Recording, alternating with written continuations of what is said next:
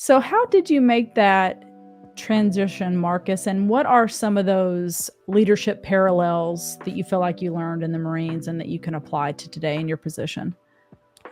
So really the biggest thing was realize that, and it was faith that really kind of helped me with this. A lot of it was, it wasn't, yes, I did the things that I did in the military. Yes, I was Mhm. the one that, physically performed them, Mhm. but it wasn't, that's not what defined who I am. Mm. And taking, what are some of those intangible things that did define me? We talk about that and we think about the military. I go back and I look at the leadership principles. We have 11 leadership principles and 14 leadership traits. And the ones that I embody the most is to know yourself and seek self improvement.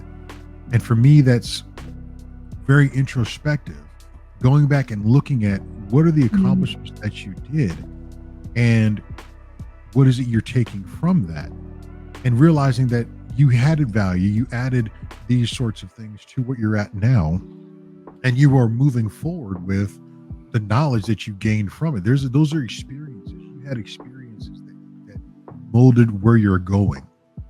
Because Right. you're, as a lifelong learner, to seek self-improvement is to always realize that there's something else I can do to move forward with. There's always something else that I haven't arrived yet. And understanding that you're always in Mhm. constant development is one of the things that helped me there. And so then okay, what's my next task? What's my next thing? What's my next goal?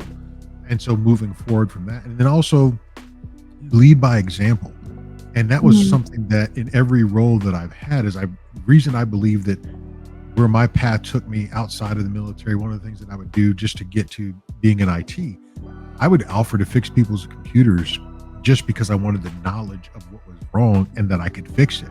So I could understand what was wrong with it and I could say, yep, I can do that.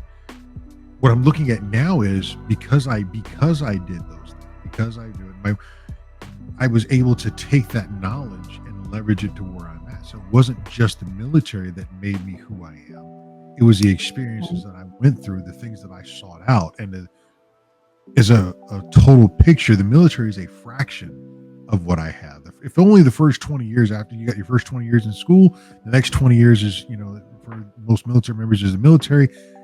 That's only 40 years. Most men live to be 80 years old. And so now I've got a whole 40 years later.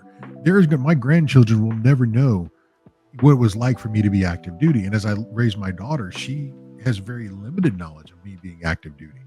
Mm. So it's the conceptualization and the change in perception of where you're at versus where you're going, and had the walk to get there. I didn't just do it on my own. It was a lot of prayer, it was a lot of Bible study, it was a lot of talks with my wife, and helping me to know that when I hung the uniform up, I didn't hang Marcus up.